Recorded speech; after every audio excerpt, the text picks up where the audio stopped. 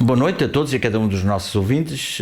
Estamos num Ser Igreja, mais um, a acompanhá-lo um bocado da noite. Hoje, numa situação e num cenário diferente do habitual, saímos dos estúdios e estamos no mosteiro de Sinsverga, à sombra do Frei Bernardo de Vasconcelos, de quem falamos ainda recentemente, um monge beneditino da nossa Diocese de Braga, e que é objeto de veneração de muitos dos nossos cristãos que todos os anos, de uma forma particular, vão a São Romão do Córrego. Este mosteiro onde estamos, o mosteiro de Sinsverga, tem um novo abade. Sr. Dom Abade, que é o nosso convidado, está aqui connosco. Sr. Dom Bernardino, boa noite. Boa noite. É com muito gosto que o temos aqui, a falar sobre um bocadinho sobre esta grande instituição. Como diz um confrade seu, Dom Geraldo Dias Coelho, Quando os monges eram uma civilização, um livro muito interessante. Hoje os monges já não são uma civilização e a civilização já não sabe bem o que é. Sr. Dom Abade, boa noite, mais uma vez, muito obrigado por ter acedido ao nosso convite, para passar uns minutos nesta noite connosco. Eu penso que se impõe, antes de perguntar quem é o Dom Abade que está hoje aqui connosco, quem são os beneditinos? Ora, boa noite a todos. Os beneditinos são a mais antiga ordem religiosa e que, graças a Deus, ainda estão aqui presentes em Portugal. Em Portugal somos apenas este mosteiro, esta comunidade que se restringe a este mosteiro, mais as suas casas dependentes. Já foram 20. Que já foram 22, ou 22? 22, e que agora está reduzido a este, com o de Sinsverga, com as suas casas dependentes no Porto, em São Bento da Vitória, no Colégio de Lamego e também uma pequena casa em Lisboa. E, portanto, quem são estes beneditinos? São a mais antiga ordem, fundada por São Bento, logo a seguir, ou pouco tempo depois, à época das perseguições. Precisamente, São Bento é aquele que institui os cenóbios, a vida em comunidade, uma vez que aqueles primeiros monges eram os monges do deserto, os ermitas, e portanto São Bento para o Ocidente reúne esses mesmos ermitas em comunidades e forma as comunidades religiosas. Depois, ao longo dos tempos, e também o próprio São Bento construiu o primeiro mosteiro em Monte Cassino, que é o primeiro mosteiro beneditino, e a partir dali os mosteiros foram-se multiplicando por toda a Europa, inclusive a Portugal, que teve o seu ponto alto precisamente com os seus 22 mosteiros, e que foram depois, tudo terminou em 1834 com a expulsão das ordens religiosas. Só depois, passado algum tempo, é que então se reconstruiu novamente a vida monástica cá em Portugal, precisamente com o surgimento deste mosteiro de Sinsverga, que foi uma doação particular de uma família, que é a família Gouveia Azevedo, que doou estas terras para os monges negros de São Bento, e a partir daí, portanto há 120 anos aproximadamente, que estamos aqui neste lugar. Portanto. É interessante dizer que quando o Sr. Dom Abade dizia há bocadinho que são o único mosteiro, e depois disse que de facto isso deve-se à perseguição às ordens religiosas, começada com o Mata Frades e que culmina com o decreto de 28 de maio de 1834. Exatamente. E lembrar só aos nossos ouvintes mais distraídos que onde hoje a Estação de São Bento era um mosteiro de monjas beneditinas, o mosteiro da Ave Maria, e a Assembleia da República era o mosteiro de São Bento da Saúde, em São Bento, por isso ainda se chamamos Palácio de São Bento. E com a fúria monacofóbica, sim, a palavra é um bocado estranha, portanto, fobia aos monges, sim, não é? Quem tratavam desprezivelmente os frades. Os frades. Bem, localizou-nos no tempo, na origem dos beneditinos. São Bento cria mosteiros, o Monte Cassino é o primeiro, depois expande, como o Sr. Dom Abade referiu, pela Itália, depois a França, exatamente, Espanha e também Portugal, exatamente. São Bento diz-se que não criou uma ordem religiosa, criou mosteiros. Ainda que hoje se diga Ordem de São Bento, mesmo no nome que os monges põem, usam no final, põem OSB, Ordem de São Bento, enfim, mas discute-se se São Bento teria criado uma ordem ou criou mosteiros. O que é um mosteiro? O mosteiro o lugar onde vive uma comunidade religiosa que se dedica inteiramente a seguir o Evangelho e a regra que o próprio São Bento escreveu. Portanto, de facto, ele não criou uma ordem religiosa, ele criou mosteiros e deixou as prescrições para vivermos como viver nesses mosteiros. E é aí que ainda hoje nós continuamos a seguir a mesma regra de São Bento, no qual nós encontramos todos os pontos essenciais que devemos seguir para que continuemos a ser um verdadeiro mosteiro. Nomeadamente no que concerne a termos as oficinas necessárias para a sobrevivência dos monges, a maneira de administrar a própria comunidade, os cargos que cada um deve ocupar, o papel que cada um ocupa dentro da própria comunidade, e portanto é nesse sentido que nós hoje continuamos com a mesma ligação ao São Bento, a qual também não podemos esquecer, porque está realmente no fundamento do monaquismo, e é ali com São Bento que tudo começa e que tudo depois se desenvolve. 1500 anos depois, a regra de São Bento continua a ter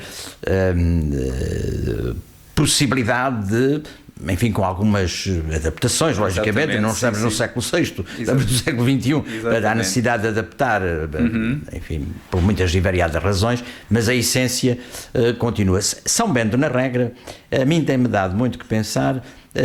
No texto latino começa e acaba com um verbo muito interessante. Ausculta e depois pervenias. Chegarás. Sim.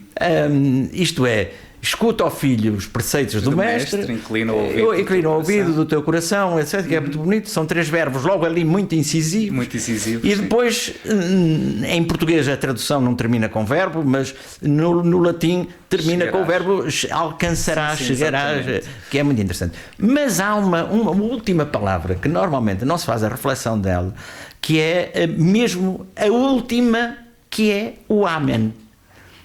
Eu acho muito interessante. E outro dia eu fazia uma reflexão sobre isso, este Amém, que é como que o fecho da abóbada de toda a regra. Sim, porque todo o papel que nos é fornecido por São Bento e tudo aquilo que ele nos diz acerca da vida do monge e da vida no mosteiro, toda ela é sacramental. E para entendermos o que quer dizer este sacramental, isto é, o monge deve viver sempre na presença de Deus.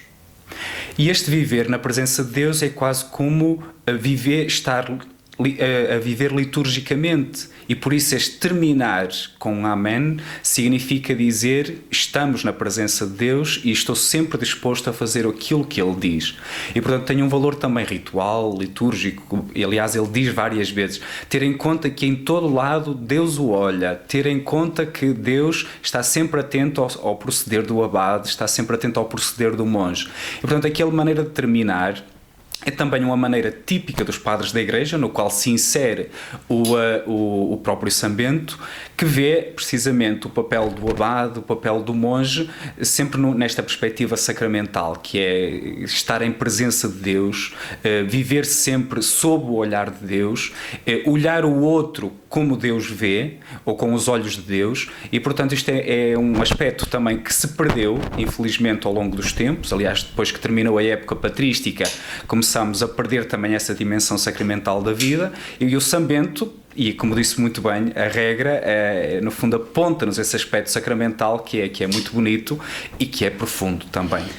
Não vamos enveredar por essa conversa que seria interessantíssima, que era a sageza de São Bento ao ter escrito a regra de equilíbrio, de bom senso, nada de extremismos, etc. Isso provavelmente poderá ficar para outra conversa, que seria muito interessante, mas uma vez que o Sr. Dom Abade vai receber o sacramental da bênção já no domingo, seria bom nós conversarmos agora, deixarmos isso para uma próxima oportunidade, se estiver de acordo e disponível. Eu perguntava-lhe, já vimos quem eram os beneditinos, o que é um mosteiro, no mosteiro e no mosteiro beneditino ou de filiação em São Bento, o cister é idêntico, o abade é uma figura peculiar. Quem é o abade no mosteiro? Dentro daquilo que eu estava a dizer, não é, desta perspectiva sacramental de ver o monge e a vida no mosteiro, também temos que inserir também o papel do abade. Como o próprio nome indica, abade quer dizer pai. E, portanto, São Bento, logo no início, explica isso, abade quer dizer pai, e depois explica, crê-se que no mosteiro o abade faz as vezes de Cristo. E, portanto, tem um papel absolutamente espiritual, portanto, o abade nunca se deve esquecer que é o pai do mosteiro e deve agir sempre como o pai dos monges, ainda que eles sejam mais velhos do que o próprio abade. Porquê? Porque o abade no mosteiro faz as vezes de Cristo e, portanto, o abade vai buscar toda a sua autoridade a este papel sacramental, pelo qual ele se apresenta diante dos irmãos em pé de igualdade, mas ao mesmo tempo como a voz de Deus, ou a voz de Cristo dentro da própria comunidade. Depois, claro que temos que acrescentar também que o abade tem também um papel temporal, papel de administrador, já que cabe ao abade precisamente a distribuição das tarefas, portanto, saber analisar e saber entender as personalidades, ir ao encontro dos diversos caracteres ou do caráter de cada um e depois também organizar a própria vida do mosteiro. Embora não tenha um papel tão económico, porque até São Bento dedica um capítulo só ao celerário e ao ecónomo e, portanto, esse capítulo mostra que realmente o abade está fora dessa dimensão temporal, embora tenha o papel de organizar a vida da comunidade. E ao dizer que o abade escolhe também um celerário, o ecónomo, diz também que de facto o abade tem que se preocupar mais com as coisas espirituais do que com as coisas materiais. Depois há duas coisas interessantíssimas que ele diz, que é o abade deve mostrar mais por obras e por atos do que por palavras aquilo que deve fazer ou aquilo que pede aos monges. E diz ainda, se os monges se afastarem da verdadeira doutrina, mostre-o não por palavras, mas sobretudo por atos, para que eles voltem a essa verdadeira doutrina. E, portanto, todo este papel do abade é um papel de governar, certamente, mas é um papel de ajudar a caminhar, um papel paterno, sem ser paternalista, mas ao mesmo tempo daquele que é no mosteiro a voz de Deus, a voz de Cristo e a voz da Igreja no seio da comunidade. Eu acho muito interessante, estava a ouvi-lo com a maior atenção e estava a recordar-me que ainda em tempos muito recentes o abade era tratado por sua paternidade. Sim, em tempos muito recentes. E eu acho que este tratamento que os bispos, a excelência, a reverendíssima e os cardeais eminências e não sei o que mais, este tratamento de paternidade ao abade é menos de espavento, mas muito mais de sublinhar o papel do abade. Como sua pai paternidade, isto é, o pai. O pai da comunidade. O pai. Eu acho que tem uma carga simbólica muito bonita, sobretudo guiando aqueles que são os verdadeiros buscadores de Deus. Os verdadeiros, mas não os únicos, buscadores de Deus. Exatamente. O monge é, no fundo, um buscador de Deus. Como dizia o cardeal Danielu num livro notável, de quando eu era menino e moço, que o cristão é um pagão em conversão permanente, também o monge e um leigo como eu somos buscadores de Deus em patamares diferentes. Sim. E o abade tem essa missão, sendo ele também um buscador de Deus. Exatamente. Pelo exemplo, ele ajuda os outros, os seus irmãos no mosteiro, a tornarem-se buscadores de Deus e a nada anteporem ao amor de Cristo. Ao amor de Cristo. Sim, isso é importante que tenhamos sempre em conta, que o abade está sempre, apesar deste ministério que assume dentro da comunidade, o abade procura a Deus como todos os outros. É um monge. É um monge como todos os outros. E, portanto, também não olhem para nós como uma figura extraordinária. Estou sempre ao nível de todos os outros irmãos, como aquele que procura e que deve dar exemplo de procurar realmente esta vontade de Deus. Depois, como procurar? E então é aqui que nós nos servimos mais uma vez da regra de São Bento, da tradição que São Bento nos deixou e que é a tradição da Igreja, porque aquilo que mais atrai e penso que mais deve atrair na vida monástica é precisamente que para procurar Deus devemos procurá-lo na sua palavra e no ofício divino, que é a liturgia. E esse é um valor que infelizmente me parece um bocadinho longínquo para a maioria das mentalidades de hoje, mas a história do monaquismo mostra-nos como procurar Deus sempre na sua palavra e sempre na celebração dessa mesma palavra, que é a liturgia. Mas sabe, e já estamos a fugir do tempo, mas eu não posso deixar de chamar aqui à colação algo que tem a ver com o que acabou de referir. A Diocese de Braga tem como mote para o ano pastoral que está a começar é a fé celebrada. A fé celebrada. E recomenda-se como documento essencial o Sacrosanctum Concilium, o primeiro documento do Concílio Vaticano II. E quando diz que a liturgia, não é, que é fator determinante e que nós nos afastamos um pouco do sentido, eu acho que estamos a ser pouco também fiéis à vontade dos padres conciliares, que era tornar a liturgia mais próxima, mais acessível de todos, tendo também particular atenção aos leigos, porque os leigos aí são convidados, por exemplo, à liturgia das horas, que é uma das identidades da vida monástica. Sim, essa é a nossa principal identidade. Aliás, antes de estar a falar com o Dom Abade do Mosteiro, está a falar também com um professor de liturgia e formado em liturgia, e portanto eu também já escrevi durante este ano um texto que se chama precisamente com o título A Fé Celebrada. E essa fé celebrada encontra-se na liturgia. A primeira coisa que nós perdemos de vista é que a liturgia é também oração. Normalmente pensamos e associamos à liturgia a um conjunto de ritos externos, alguma coisa que somos obrigados a pôr em prática, a cumprir escrupulosamente, mas esquecemos que a liturgia é a verdadeira oração. E enquanto nós não recuperarmos esse valor essencial e perceber que quando estamos na liturgia, numa celebração, estamos a rezar, e essa é que é a verdadeira oração da Igreja, enquanto não percebermos isso, nós nunca vamos dar razão aos padres conciliares e ao esforço que fizeram para reformar essa mesma liturgia. E é interessante também, aqui neste campo, se me permite, explicar que muitas vezes achamos que o rezar é simplesmente entrar no meu quarto, pôr-me em silêncio e a partir dali entrar em meditação. Não, a oração tem que ser alguma coisa que nos passa pelo corpo. E é nisto que os monges procuram ser exemplo, com a sua fidelidade ao canto das laudes, ao canto das vésperas, à celebração da Eucaristia diária. E também temos que perceber que a liturgia é aquilo que nos passa pelos sentidos. E é nesse sentido que ela se torna a fé celebrada.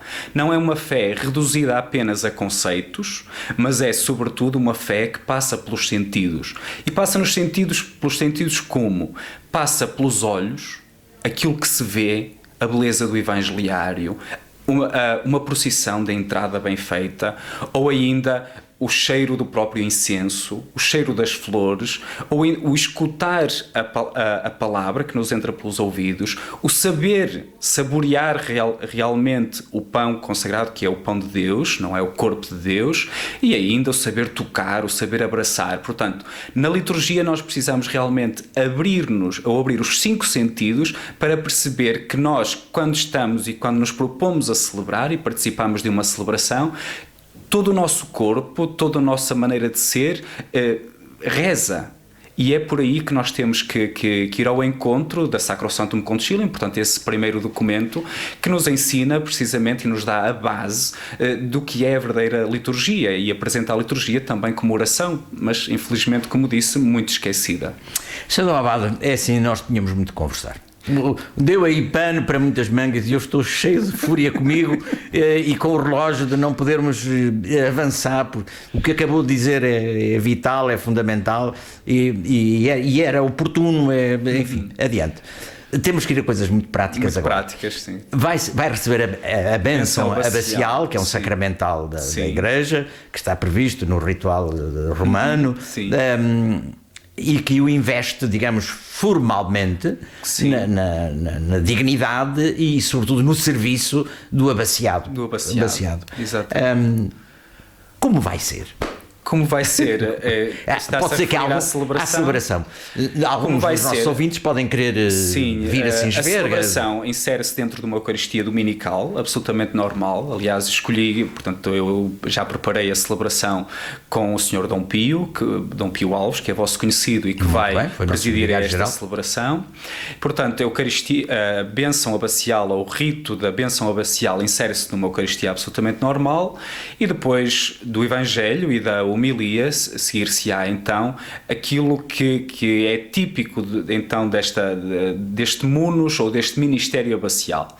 Começa precisamente pelo questionário, em que o abade tem que responder afirmativamente àquelas propostas, não é? Às perguntas que nos são feitas sobre a fidelidade, sobre a obediência e, no fundo, a conversão de costumes. Depois segue-se as ladainhas, que é também, no fundo, invocar a graça e a bênção e a proteção e a intercessão dos santos para com este novo abade que está ali a receber a bênção. Depois segue-se a oração, digamos, consacratória, e por fim tudo termina recebendo as insígnias, que é a regra de São Bento, não é? Que o abade deve ter sempre presente no seu pensamento. Depois recebe o anel, como símbolo de fidelidade à Igreja e à sua própria comunidade. Depois a mitra, que vem também de um bocadinho da Idade Média, mas que faz parte, já que o abade se apresenta também como um pastor. E por fim o báculo, que tem esta mesma dimensão de governar e apacentar, exatamente. Aliás, a dignidade abacial, até ao concílio, conferia a possibilidade de dar ordens menores. Sim, exatamente. Ainda se mantém. Essas ordens desapareceram praticamente. Sim, as ordens menores nós falamos, por exemplo, o leitorado, se alguém é instituído exatamente no Ministério de Leitor e Acólito, o abade ainda o pode fazer. Sim, pode fazer. Sim, exatamente. Só depois recorremos ao Bispo diocesano para a ordenação diaconal e presbiteral de um dos monges. Sr. Dom Abade, foi um prazer imenso tê-lo connosco. Eu já ameacei e espero que compreenda, me perdoe e aceite o convite para que numa próxima vez possamos conversar sobre algum daqueles temas que ficaram pendurados, mas que a escassez do tempo não permite. A sua, que tem o tempo muito contado, e a nossa, que temos tempo de rádio, que não pode esticar-se. Não pode esticar-se. Há o resto que tem que ir para o ar. Quer aproveitar para dizer aos nossos ouvintes, àqueles que eventualmente possam estar presentes, àqueles que não estarão, mas que se unirão na oração para que o Espírito Santo o ilumine por São Bento, para ser um abade como São Bento imaginou que seria o abade? Eu queria só dizer que o mosteiro, ou os monges, têm um papel fundamental na Igreja, que é o de rezar, enquanto que todos os outros cristãos têm o seu papel na sociedade, não é? E têm que obter o pão de diversas formas, não é? Obtendo também para receber um salário. O monge tem como papel essencial rezar, e rezar por todos, não é? Mesmo por aquele que trabalha no campo ou que trabalha como médico, a nossa função é rezar por todos, sobretudo pela Igreja e pelas necessidades da Igreja. Mas, ao mesmo tempo, também somos pessoas necessitadas que rezem por nós, e, portanto, aquilo que eu queria dizer e pedir era que, de facto, tivessem esta abadia de Sins Verga sempre no pensamento e no coração, perceber, que saibam com absoluta certeza que há sempre alguém que reza por eles, mas também pedir-lhes que se lembrem de nós, porque somos também homens, somos fracos, somos débeis, e também precisamos de uma certa força espiritual para nós próprios prosseguirmos o nosso caminho. E, portanto, a todos um apelo à oração para que se lembrem de nós, para que rezem por nós e que peçam que eu, de facto, agora como novo abade, seja capaz de desempenhar este ministério que a comunidade me confiou. No domingo e sempre. E sempre, exatamente. Muito obrigado, Sr. Dom Abade. Pois, muito gosto. Nada.